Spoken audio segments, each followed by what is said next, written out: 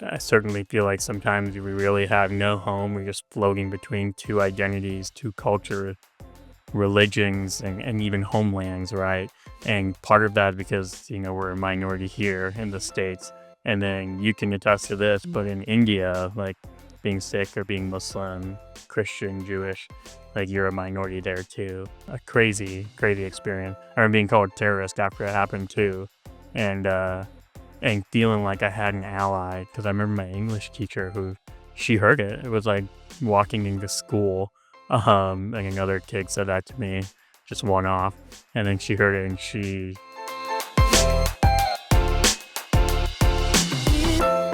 In our last episode, we talked about the immigration system, the laws, the courts, and the processes that shape how people come to and stay in the United States. But immigration is not just policy, it's people and it's families. It's the quiet sacrifices made by parents hoping their children will have opportunities they never had. Today's guest represents a story that many Americans may recognize but always don't hear about in depth. Sahin is the son of immigrant parents from India. Born in New York and raised in Iowa, he grew up navigating two worlds, the one his parents came from and the one they hope to build for their family in the United States. Today, he works in the technology industry and lives in Olathe with his wife and young son. But like many children of immigrants, his story is about more than career or geography. It's about identity, belonging, and understanding what it means to grow up in America while carrying your parents' journey with you. Sahin, welcome to the podcast. thank you. Thanks for having me. So I want to kick off by your family story, hearing about your family story. So tell us about your parents. Where did they come from? What brought them to the United States? What was the journey like? Absolutely. And I'm not ashamed to say that I called my parents right before this It's okay. to get the rehash and the refresher. But yeah, thanks for the question. And my parents immigrated to the US in 1979. So my dad came first that summer, and then my mom came about a year later. So just like a lot of immigrants, they wanted to come to the States just for a better opportunity. Yeah. There was really no other reason for them to move because my mom is one of 11 siblings, Yeah. and my dad is one of 9. So they had a huge Big community support system back in India, and they're from West Bengal. So you heard of Calcutta or Kolkata and North Bengal. So most folks have heard of my parents' hometown if they've heard of Darjeeling. So Darjeeling tea is very, very, very famous. Yeah. And that's where my mom's hometown is, Kuch Bihar. My dad is from 8 hours actually south of that. So again, my dad came in 1979 by himself, and he moved to Brooklyn. Really? And I think you shared your family story many times, and you're from that area as well. Queens. So was it Queens? Yeah. So he lived in Brooklyn, and he came to the States with $1,500 in his pocket, and that quickly ran out. Yeah. So just like a lot of immigrant stories, right? And he was an engineer by trade, so he went to college in India, got his undergrad in mechanical engineering, and moved to the States in hopes of searching for an engineering job. But that wasn't the case. He was in Brooklyn. He had to work different odd jobs. He worked at a pharmacy. I think it was called Dwayne Reed, which I did. Oh my gosh, they still have those, I Do think. they still have it? I think they had them when I was there. I Googled it. I'm like, is this still around? Like my dad's talking to me like 30 minutes ago. I'm like, is this still around? So he worked there. He worked at a bank, and then shortly thereafter, he was staying with some people in an apartment in Brooklyn, and he's like, okay, I'm gonna look for the next opportunity. So didn't have a car, but found himself in Rockland County. So for folks that don't know, I'm sure you know, but that's the next county up. So think of it as the Olathe to New Yeah. York City, to Kansas City, right?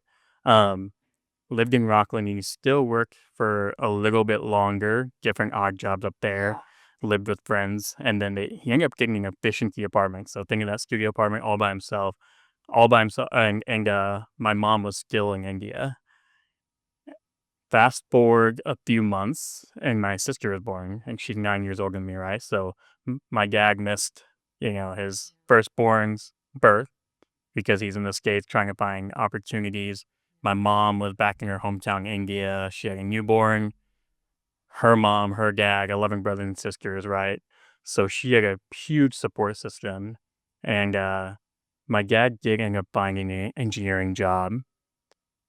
And a few months later, so this is going to be summer of 1980, my mom, my sister, who was 6, 7 months old at the time, moved to the States. So then, I was talking with my mom. I asked her, like, "Hey, what was that like?" Dad was already here for a year. He got acclimated. He went through New York summer, fall, winter. He got Yeah. through it. And then you move, with a baby in hand. And she said it was tough, moving from your family from India with, so many siblings, your parents, and not knowing anybody but your husband, right? And your baby.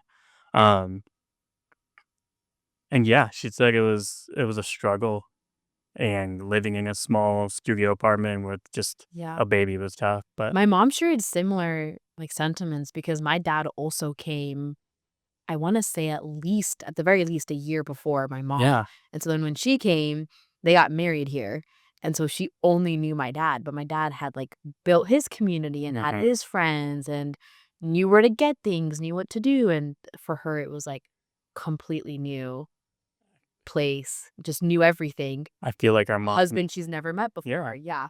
Yeah, I feel like our mom need to trade phone numbers or something because Yeah. they can probably trade war stories of when they first moved, but Yeah. but that was their initial experience when they moved. Very parallel to your parents, where it's like my dad had a little bit of community here in the States, and my mom had no one. When you think about the risks or sacrifices your parents have had to make, like leaving behind this Mhm. big network of community members and family, what stands out to you now as an adult, like reflecting back? Yeah, it just the personal, like physical, mental, emotional sacrifices, right? Yeah. Like it is crazy to think about that they did not even have a safety net, moving here. And I was talking about that, and that was the thing I was thinking about the most was like, if I ever truly needing anything, granted, sure, I'm an adult, I have a wife and kids, and we have an amazing community here in Kansas City. But if I ever truly needing anything from my parents, like that's my safety net. And it's a blessing, like not a lot of folks, and I'm talking about like all over the world, even Yeah. even here in our community in Kansas City in Olathe. Um, there's folks that don't have a safety net, right? And I feel like I had that with my parents, with my Right. family, and they did not have that. When they moved to the States, Right. like $1,500 in your pocket that ran out quickly, it's like you better buck up and figure it out, It's right? like truly building life Yeah, from the ground up, yeah, building that community, building a family. absolutely. Yeah. So I think about that now that I'm a dad, I Yeah. have a 4-year-old, and I'm like, he's got, his daddy and dadu, which is what he calls my mom and dad. And he's got that safety net in us and Yeah. the previous generation, my parents. It's cool to see that. Yeah. So you were born in New York. Yep. You were raised in Iowa. Yep. I know a little bit, a thing or two about that. Absolutely. But what was your experience like? Yeah, it might be a little bit different from yours. You might have to remind me. I think you moved from Queens to Hopefully. Olathe, and how old were you? I was 12. Okay. Yeah. Your experiences are really going to mirror my sister. So Yeah, I remember you saying I was 3 yeah. when we moved from Rockland County, New York to Dubuque, Iowa, of all places, and my sister's 9 years older, so she would have been 12. Yeah. Um, Obviously, I wanna talk about my experience, but just highlighting my sister for a second, like, that was, I think, before 6th grade, and for her, about that 6th, time, 7th grade, yeah. 6th, 7th grade, and that's such a tough time. Yeah. And I know we're 2 different personalities, and I think it was a big challenge for her, living in Rockland County, and whether it's Berkeley, I mean, it's not in the boroughs, but you Right. understand it's Yeah. very diverse. She had friends that were Jewish, Muslim, Christian, Indian, like Yeah. everything, and moving to Dubuque, Iowa, which is, 99% like German, Irish, Catholic. Everyone looks really different than us. Um, I don't really remember because I was 3, so I don't have much memories. Like, I don't know New York. All I really know is Iowa. So, um, I can definitely tell you that maybe when I was 5 or 6, I can really remember, like, oh, I really am different. Like, I was becoming very cognizant of what I look like. And one story comes to mind is that in kindergarten, this must have been the first day, but the teacher asked us, like, "Okay, like, everyone go around, say your name," and I'm sure 1 or 2 things, and that's so scary. That's like intro to public speaking 101 right there. And I remember this is so funny now to look back on it, but she asked my name. I was like, "Sahin." She asked my last name. I was so shy and so little. I was 4 years old when I started kindergarten, and I was like, "Hawk," and she misheard it. She misheard my last name, and she's like, "Oh, Sahin Hoque." I just this is funny to think about now for me, but I carried that for all of school from K through 12. Like, everyone just said my last name wrong, and I was like, "Ah, whatever, I don't really care." Yeah. So I remember my first day in college at Iowa State, I was like, "You know what? I'm independent, my parents dropped me off," and I started saying my last name Mhm. correctly That I have had in very yeah. college. I had a very similar experience when I was in New York. Everyone would always say my name wrong, but, like, I'm a kid. Uh-huh. Everyone looked different, in a way was different. So I was like, "Okay, like, yeah, that's just the way that they're gonna pronounce it." And then when I finally started high school, I was like, "No, I'm gonna say my name properly. People are gonna say my name properly." Love So that. then I started to be like, "No, my name is Como." And even now, it's, like, challenging to correct people. Like, they're even if they're Is it como? it's Como, yeah. Okay. But I'm even gonna start saying it right now too. I don't think I've been saying it right, no, so it's okay. It's just like it's finally building the confidence to be like, mhm. "No, this is Yeah. my name, and, like, this is the story behind my name, so I'm gonna honor what all went into that." Yeah, Especially owning our space, yeah, right? I think as immigrants or first generation, it's easy for us to kind of I don't know about become small, but just hold space for others, exactly. right?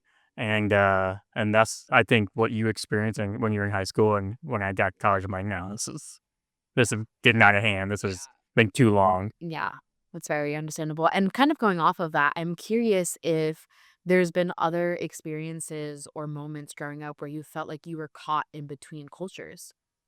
Yeah. Probably daily because I was so different.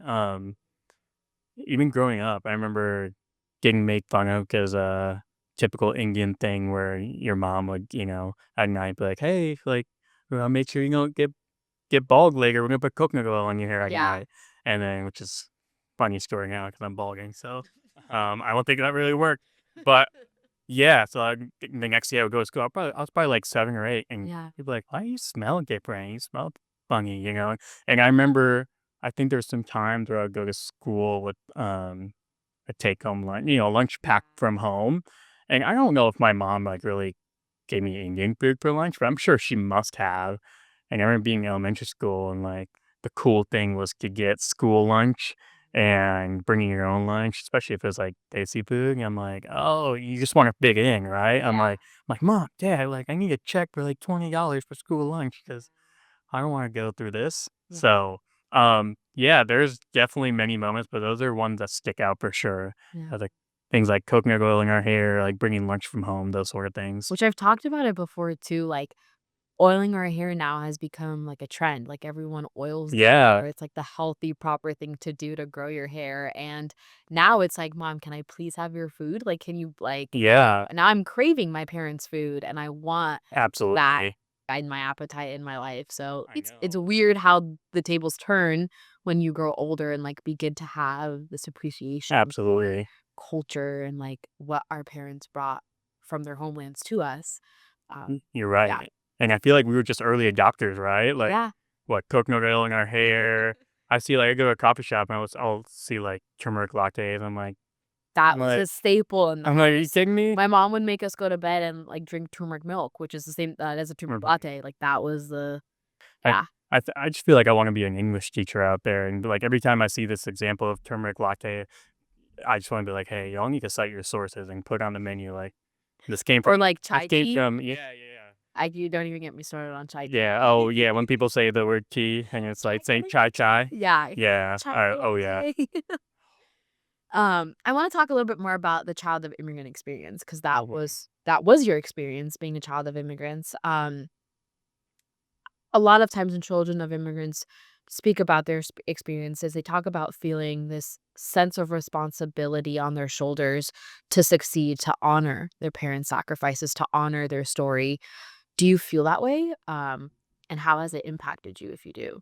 Definitely, I definitely felt that way, maybe even more so growing up in a town that I Mm, did, right? And I was like I spoke to before, it's like 70,000 people, not many folks that look like us. yeah. Um, and I think I've always felt a sense of responsibility and representing well. Yeah. And I think a lot of us first generation kids can attest to that.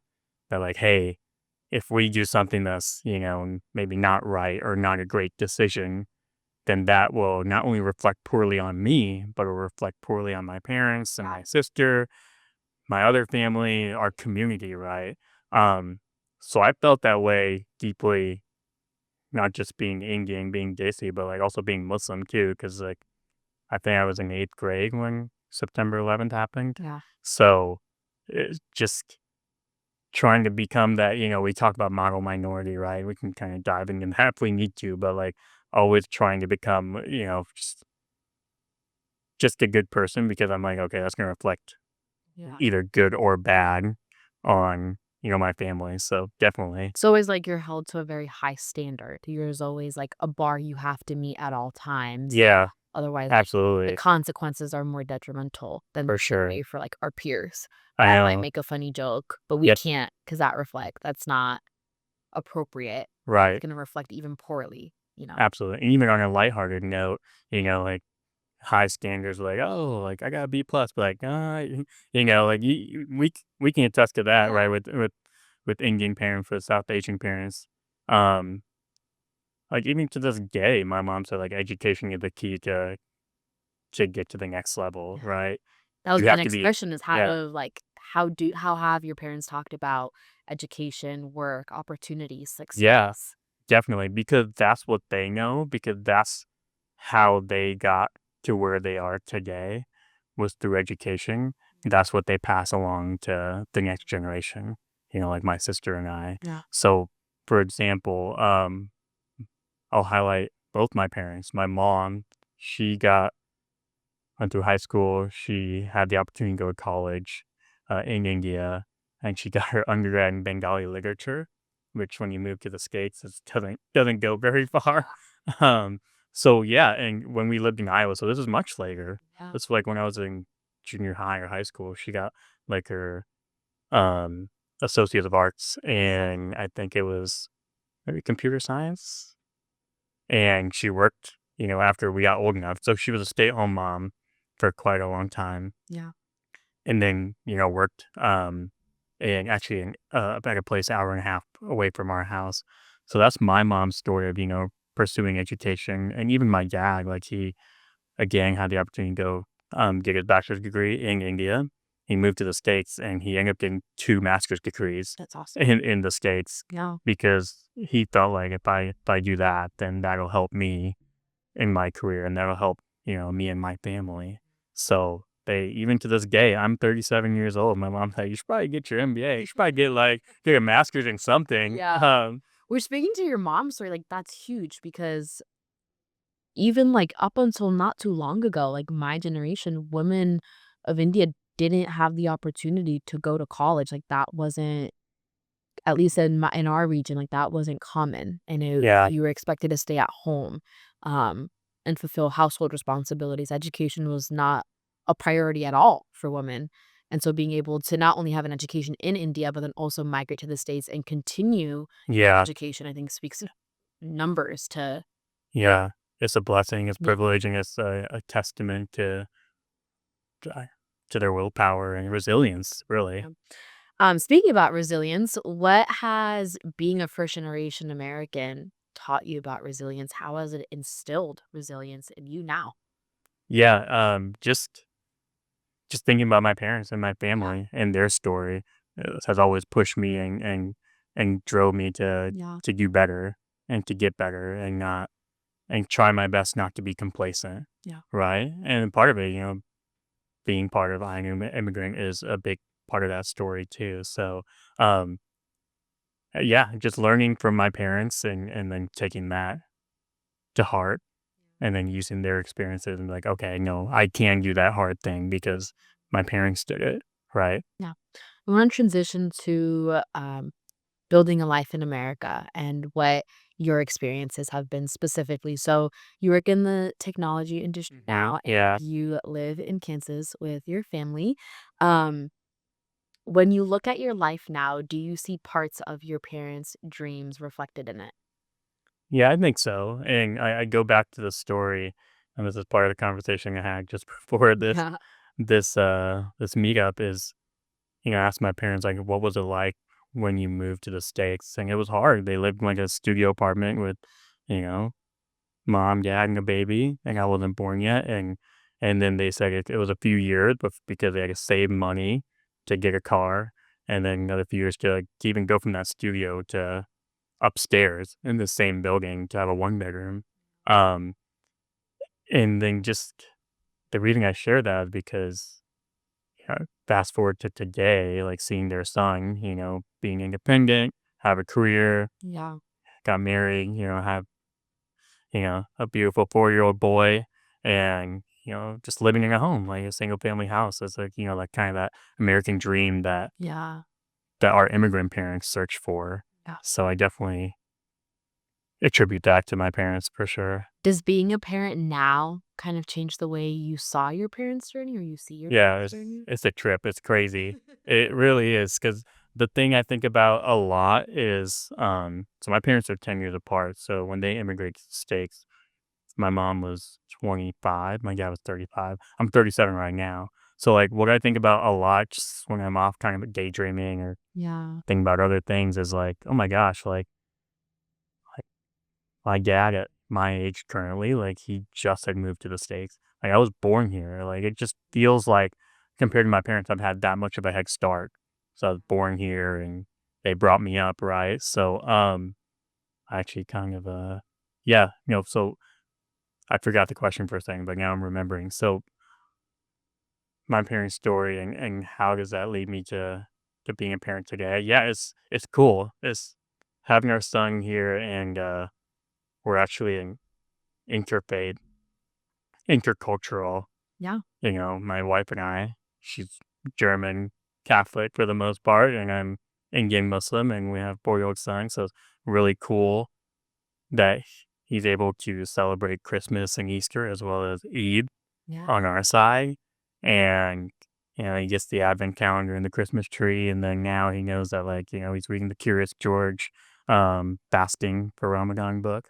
I didn't know they So, had oh yeah, there's a lot. That's I awesome. can give you a link with all the niche, like That's awesome. Islamic books, especially Curious George. But it's cool to see him at 4 because one thing that sticks out is like we'll be at the dinner table where we have dinner every night and we kind of say our prayers and then we finish it by saying amen and then ameen and then bismillah. So it's pretty cool. That's really cool. Yeah, That's awesome. Um, what do you hope your son understands one day about the sacrifices that came before him? definitely. That he stands on the shoulders of giants that are his family. Not just his parents, but his grandparents. And that's also my in-laws too, and my parents that, he has that support of his ancestors and his parents and grandparents. And I want him to know that story. That's one thing we talk about. Like, I talk with him on his, car ride home from school and say, like, hey, I think like 4 or 5 languages, English, Spanish, because they do some of that in school, and my wife, she knows a little bit of German, so some Yeah. German and Bengali and Arabic. I'm like, "How cool is that?" He's like, "Yeah, I know so many languages." I'm like, "It's really cool." So, and a lot of that's attributed to both of our families. So yeah, I want him to know his roots on my side and my wife's side too. Yeah, that's awesome. I think the cross-cultural experience is also so huge now because our communities are, especially in America, are more and more becoming so cross-cultural. Yeah, There's so many different experiences, different languages, and I think being able to have that in your back pocket, have yeah, languages that not everyone speaks, like there's certain words that only certain languages have, so certain emotions yeah, or things can yep, only be expressed in certain ways. I think that's awesome being able to, like, instill that and teach that, to your son is awesome. yeah. It's super Yeah. exciting. Do you, speak another language with your parents, or do they speak English now? Yeah, I speak Bengali Yeah. sometimes. It's, my sister being 9 years older, she's so much better than I am. I think for me, it's a skill issue sometimes, like, Yeah. the confidence rather, because, I feel like I have the vocabulary of like a 4-year-old or, in Bengali, where I can articulate my thoughts very well in English. So typically what happens, so if you're at the dinner table with my parents, my family, you'll hear my parents talking Bengali and I'll respond back in English like 80, Yeah. 90% of the time. When I really bust out the Bengali is when we're in public. I'm like, all right, I don't want anyone else to understand what we're saying, so Yeah. I'll say in Bengali. So, Have but you yeah, ever it come is. back to India? Yeah, I have. So, um, even though it's super expensive Yeah. to pay for a trip of a family of 4, we used to go back every, like, I would say 3 years growing up, and that was very cool because, I was talking about this with my wife recently because she studied abroad Yeah. during college in Europe, and then she lived abroad as an au pair after college, and I was like, "Oh, I've never studied abroad." I legit have that regret that I wish I did that in college. She's like, "You kind of did, because you would go to India for, like, 3 months at a time, like, every few years, like, you just lived there with your family." I'm like, "Oh, I never thought about it that way." So, yeah, we used to go for sure growing up, like, in the summer, which was perfect because it's mango season in the summer. Yeah. Even though it's monsoon season, it's also mango It season, is so also mango season. yeah. That's actually one of my core memories too. My grandfather on my mom's side, on their house, they have 2 mango trees. One mango Really? tree is for, like, actually eating the mangoes, and the other mango tree is for achar, so, like, pickled mangoes. And Yeah, so yeah, yep. they would have these 2 mango trees, and, like, my grandfather would pick them for us and be like, "This is the one you can eat, and this is the one, like, we need to save." That's amazing. Yeah. You have to bring back some of that pickle So achar sometime. we do. Bet. Although I don't know that we're supposed to, we do. Yeah, you need to bring that to, like, a future event for sure. Yeah. Yeah, and just recently, like, my parents and my sister were in town. They still live back up in Iowa, but they came to town, just to celebrate, fasting Ramadan last weekend, and our son, he eats mangoes every once in a while, but not a lot. My dad bought, like, 4 mangoes with him. I think it was from Sam's Club. Yeah. But, yeah, our son Malcolm, he just crushed it. I'm like, "Alright, we definitely know you're Indian because you love mangoes." Yeah. I'm curious a little bit, gonna transition the conversation just a tad bit. You had mentioned being Muslim and being Mhm. Indian, and I'm Sikh and I'm Indian, both minority religions in India. So what has that experience been like for you, either in the States or then going back to India, navigating that? Yeah, I think like a lot of us, I certainly feel like sometimes we really have no home. We're just floating between 2 identities, 2 cultures, religions, and even homelands, right? And part of that because, we're a minority here in the States. And then you can attest to this, Mm. but in India, like being Sikh or being Muslim, Christian, Jewish, like you're a minority there too. And then it's really telling, like, especially every time I go back to visit. I haven't been back in a few years. It's about 7 years, but um, whether it's like by the way we dress ourselves or even when we talk. I didn't know this, but it's funny. I don't mean to get off on a tangent here, but like when we speak other languages, because we're not fully fluent. If I try to speak Spanish, like I don't know what I sound like in Spanish to a native Okay. Spanish speaker, right? But clearly, I'll have like a big accent. So I remember growing up, that was such a crazy realization for me because my cousin's like, "Wait, say that again," like in Bengali, and they're like, "Yeah, you have a weird American accent when you speak Bengali." I'm like, I don't know. I wouldn't even know. Yeah. So yeah, like going back to that, for sure, sometimes feel stuck between multiple identities and homelands. Never really truly feeling like we fit in either here or there. Is there a specific spot that you consider home with that in mind, or is it just all of it? I think all of it, the Yeah. latter. Yeah, I feel like when I'm there. Uh, I'm truly present, I'm truly there, and it's fun when I do go back to India because then my Bengali comes back. Yeah. So that's a cool feeling. Yeah. The power of the brain is pretty awesome. But Yeah. and then here, I'm born and raised here, so this is all I really know. So yeah, I to answer your question, I do feel like kind of part of both worlds, Yeah. and that's both part of my identity. That's awesome. You've described yourself as someone who believes deeply in building communities and building communities where people feel seen and supported. And I think your response to the home question of it's kind of all of it attests to that Yeah. because so there's so many things that are important. whether it's the people, the language, the communities, the family. Where does that belief come from? I think it really stemmed from feeling like we're part of so many worlds and Yeah. so many homelands, so many identities. And I remember one time, I think it was in college or after college, I remember taking those personality tests, and one was called Strength Finders. And I think it was 5 of them, Yes. right? They give you 5 Yep. descriptive words that you are. I can't remember 4 of them. The only one I remember is, inclusive. Yeah.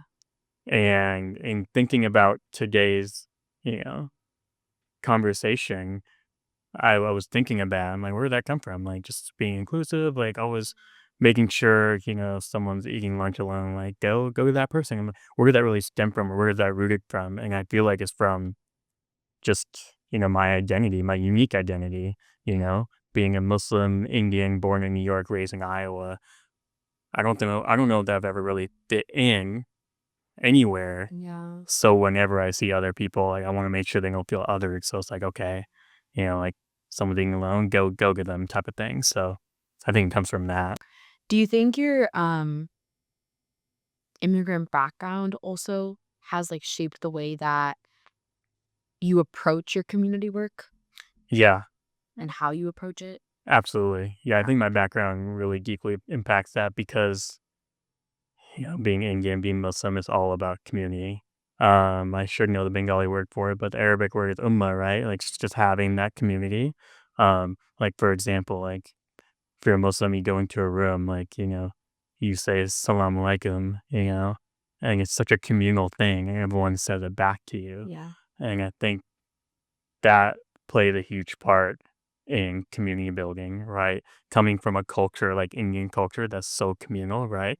You have families that are multi-generational living in the same home. Like my mom's side of the family, that's what it was. It was like grandkids, mom and dad, and then grandparents. My uncle's family is the same way. My uncles Yeah. are our father, and then it's his son and their kids. Yeah, there we go. Yeah, so We 3 pro- generations. we could probably have an offline conversation on boundary issues there, but we'll save that conversation for the other time. Right, that is beyond the Exactly. But just know we do live in multi-generational yeah, families. exactly. So, and I think that's a lot of it with Yeah. community building because it's such a communal culture where we come from, Yeah. and just even like my Muslim community, right?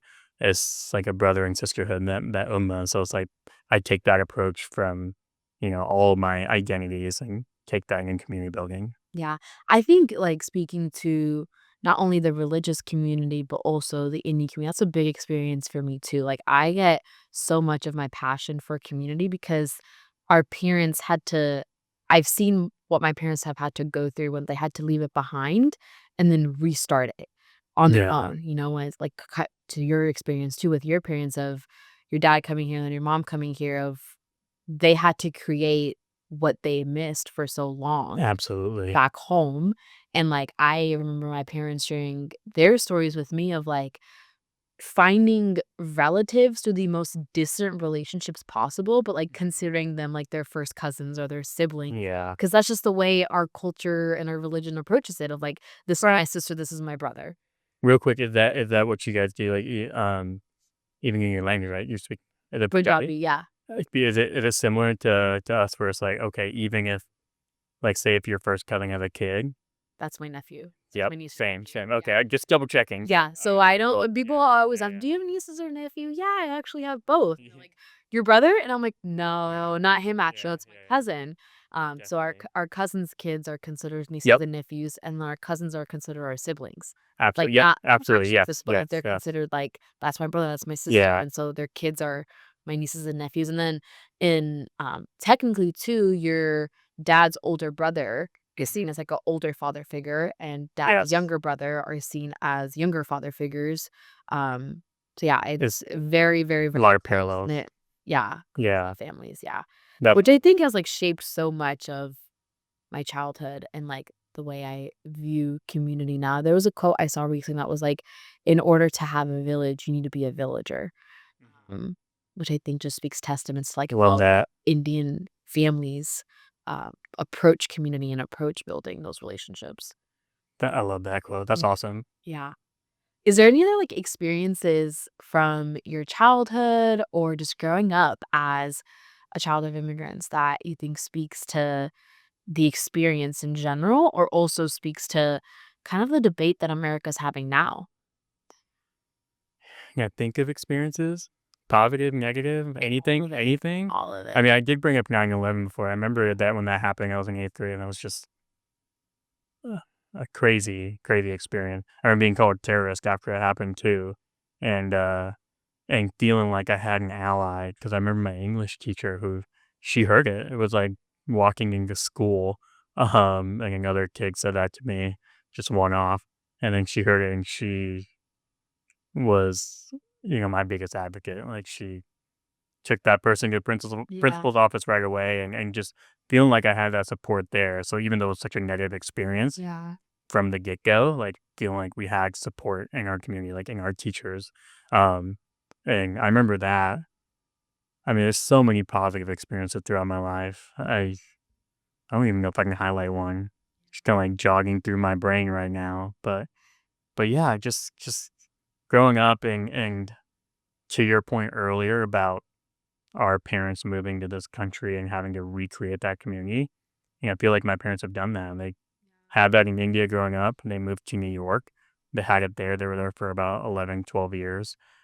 They've been in Iowa since been 34 years Yeah. they've been in Iowa, and they have such a big community. And the cool thing, a little foreshadowing for down the road, is that they're looking at, moving to Kansas City because, their kid is here and their grandchild is here. And one thing I think about, I don't know if they've really thought about it, and I haven't talked to them about it, is that they've had such a massive community, like Indian community and a Muslim community in Iowa where they live. And I'm like, man, they're gonna Miss that. leave another community Yeah. behind to be close to their children. Yeah. And at the end of the day, I guess a good segue. Like it's really all about family. Yeah. You know, that's all it's been about, right? Going from India to New York to Iowa to possibly Kansas City, like It's about family. creating community, Yeah. but also not being afraid to take the risk and take that next step. Yeah. What do you think America asks of immigrants in 2026, and what do you think it owes them? It's a great question. I think America does tend to ask a lot. I feel like in these polarizing times, it's very much, and maybe I felt this to a certain extent too. Growing up in Iowa, was like having to assimilate. Yeah. So where we always hear about. And what do I think America owes immigrants?